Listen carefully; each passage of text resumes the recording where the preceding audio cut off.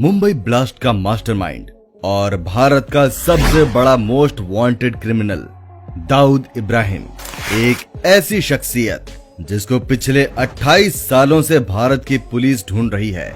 ऐसा नहीं है कि भारत को नहीं पता कि दाऊद कहां है। दाऊद के बारे में हर दिन की खबर भारत की खुफिया एजेंसी को मिलती रहती है, लेकिन इसके बाद भी दाऊद को पकड़ना लगभग नामुमकिन सा हो चुका है। मुंबई ब्लास्ट में इतने लोगों को जान मारने के बाद भी मजे से जी रहा ये आतंकवादी, जिसे भारत पकड़ना तो चाहता है लेकिन पकड़ नहीं पा रहा, और अब ये चीज नामुमकिन सी लगने लगी है। लेकिन ऐसा आखिर क्यों है कि भारत चाह कर भी दाऊद को पकड़ नहीं पा रहा?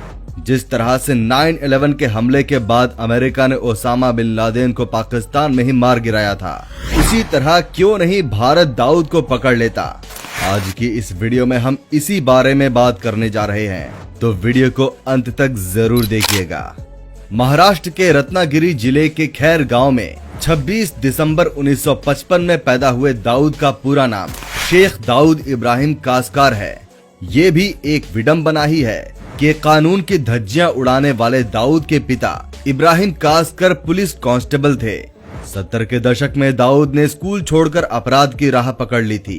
कुछ समय तक अंडरवर्ल्ड डॉन रहे करीम लाला और हाजी मस्तान की गैंग का हिस्सा रहने के बाद 1980 के दशक तक वो अपना खुद का गिरोह बना चुका था। इसके बाद दाऊद का नाम मुंबई अपराध जगत में बहुत तेजी से उभरा। वसूली और फिरौती के बाद उसकी गतिविधियां फिल्म जगत, रियल एस्टेट, सट्टे और शेयर बाजार तक फैल गई। बताते हैं कि इस काम में सत्ता और पुलिस में कई स्तर पर संपर्कों ने उसकी मदद की। 1984 में दाऊद ने अपने 5 भाइयों और 3 बहनों के साथ दुबई चला गया। दुबई में उसका कारोबार और भी तेजी से फैला। इसके बाद दाऊद ने दुनिया की कई देशों में अपनी पैठ बना ली। उसके नेटवर्क को डी कंपनी कहा जाने लगा। एक वक्त ऐसा आया जब दाऊद को लगा कि पुलिस और नेताओं से उसके संबंध खराब हो रहे हैं, और इसीलिए उसने भारत छोड़ने का फैसला किया। इस समय तक दाऊद के संपर्क लश्कर-ए-तैयबा और अल-कायदा से भी हो गए थे। अब अंतर्राष्ट्रीय दबाव बढ़ने लगा। तब दाऊद दुबई छोड़कर कराची में ISI की पनाह में चले गए, और तभी से वो बड़ी शानो शौकत से कराची में अपनी जिंदगी गुजार रहा है। दाऊद की जिंदगी किसी अरबपति की जिंदगी से कम नहीं है। हाल ही में ब्रिटेन में दाऊद की करीब 40,000 करोड़ रुपए की संपत्ति पकड़ी गई। इस समय दाऊद दुनिया के सबसे अमीर अपराधियों में से एक माने जाते हैं, और यही सब कारण है कि दाऊद इतने सालों तक भारत की खुफिया एजेंसी से बचता रहा। भारत ने दाऊद को बहुत बार पकड़ने की कोशिश की है, लेकिन भारत के हाथ सिर्फ नाकामी ही लगी। देश में कई सरकारें आई, लेकिन किसी ने भी इस मुद्दे को इतने गौर से नहीं देखा। सारी सरकारों के इस उदासीन रवैये को देखकर लगता है कि कुछ लोग जानबूझकर नहीं चाहते कि दाऊद को भारत लाया जाए। ऐसी बातें इसलिए भी सही लगती है क्योंकि ऐसा माना जाता है कि जब दाऊद भारत में था तो उसका बहुत से नेताओं के साथ गहरा संबंध था।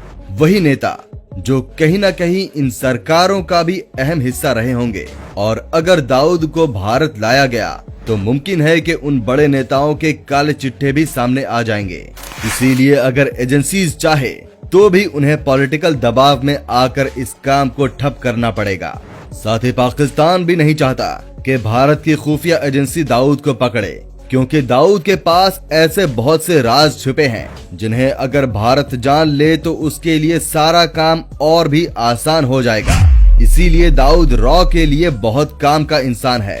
ISI ने दाऊद को एक स्पेशल सिक्योरिटी दी हुई है, और इस पूरे काम में पाकिस्तान गवर्नमेंट का पूरा सपोर्ट है, क्योंकि अब उन्हें भी डर है कि अगर दाऊद इंडिया गया तो जो राज उसे पाकिस्तान और ISI के बारे में पता है वो सब दाऊद के साथ भारत चले जाएंगे, और पाकिस्तान ऐसा कभी नहीं होने देगा। इसीलिए वो दाऊद की सुरक्षा के लिए कुछ भी कर देगा। ये पाकिस्तान के सिक्योरिटी के लिए ही एक तरह से मुख्य कारण बनी हुई है। दाऊद को भारत ना ला पाने का दुख, जो कि शायद हमेशा रहेगी, और भारत ये जानता है कि पाकिस्तान की मदद के बिना भारत के लिए ये काम बहुत ही ज्यादा मुश्किल है। भारत ने दाऊद को पकड़ने के लिए बहुत से ऑपरेशन भी किए हैं। 9 मई 2005 को दाऊद की बेटी मारूफ का निकाह पाकिस्तानी क्रिकेटर जावेद के बेटे के साथ होने वाला था, जिसके बाद 23 जुलाई 2005 को दुबई के ग्रैंड हयात होटल में रिसेप्शन होने वाला था। भारत को इस बात की खबर पहले ही पड़ गई थी और साथ ही ये भी पता चल गया था कि दाऊद भी उस पार्टी में आने वाला है। मुंबई ब्लास्ट के बाद दाऊद के साथ ही छोटा राजन से उनकी अनबन बढ़ गई थी। इसके बाद छोटा राजन ने अपना खुद का गिरोह बना लिया था और साथ ही वो दाऊद का दुश्मन भी बन चुका था। भारतीय खुफिया एजेंसी ने छोटा राजन के साथ मिलकर इस ऑपरेशन को अंजाम देने के पूरे प्लान बना लिए थे। उन्होंने 2 शार्प शूटर विक्की मल्होत्रा और फरीद तनाशा को भी बुला लिया था और साथ ही उनकी ट्रेनिंग भी पूरी तरह से कर दी थी कि कैसे दाऊद को मौत के घाट उतारना है। उसके दुबई जाने के सारे कागजात भी तैयार हो गए थे। जब ऑपरेशन अपने अंतिम दौर में था, तब दिल्ली में एक शाम अजीत डोवल उन शूटर्स के साथ मीटिंग में थे। उनसे होटल की लोकेशन डिस्कस कर रहे थे कि किसकी तैनाती कहां होगी। उसी वक्त मुंबई पुलिस क्राइम ब्रांच की टीम वहां पहुंच गई। उनका ये कहना था कि ये दोनों आदमी मुंबई पुलिस के लिए मोस्ट वांटेड लिस्ट में आते हैं, इसीलिए वो इन्हें नहीं छोड़ सकते। और फिर राजन गैंग के दोनों आदमी अरेस्ट हो गए। अजीत डोवल ने पुलिस वालों को समझाया कि कमिश्नर धनंजय कमलाकर जिद पकड़े थे कि वो दोनों को अरेस्ट करके मुंबई ले गए और यहीं से ये बात साबित हो गई कि दाऊद को बचाने के लिए मुंबई पुलिस ने कहीं न कहीं साथ दिया है और इस तरह दाऊद को पकड़ने का एक सुनहरा अवसर भारत के हाथ से निकल गया। इसके बाद अजीत डोवल ने ऐसे किसी भी ऑपरेशन का हिस्सा बनने से मना कर दिया और साथ ही बताया कि ऐसे कोई ऑपरेशन के बारे में फिर कभी सोचा ही नहीं गया। हम आपको बता दें कि भारत का मोस्ट वांटेड क्रिमिनल होने के साथ साथ ये अमेरिका और ब्रिटेन के मोस्ट वांटेड लिस्ट में भी मौजूद है। अब हम एक दिलचस्प कहानी की बात करते हैं। क्या आपको पता है, एक बार दाऊद खुद भारत आकर सरेंडर करना चाहते थे। इसके लिए भारत के प्रसिद्ध वकील राम जेठमलानी से उन्होंने बात भी की थी। दाऊद को शर्त थी कि अगर जेठमलानी खुद उनका केस लड़ेंगे तभी वो सरेंडर करेगा और साथ ही ये शर्त भी रखी गई कि उन पर बाकी के सारे केस बंद कर दिए जाएंगे और सिर्फ मुंबई ब्लास्ट का केस चलेगा। लेकिन सरकार ने उस वक्त ये शर्त मानने से इनकार कर दिया। उसके बाद दाऊद का नाम सिर्फ इंडिया के मोस्ट वांटेड लिस्ट में ही रह गया। जी हाँ, समय आ गया है कि भारत के मोस्ट वांटेड लिस्ट में होने के बावजूद दाऊद को पकड़ा नहीं जा सकता। दोस्तों, आपको क्या लगता है कि दाऊद इब्राहिम कभी पकड़ा जाएगा या नहीं? आज के लिए बस इतना ही।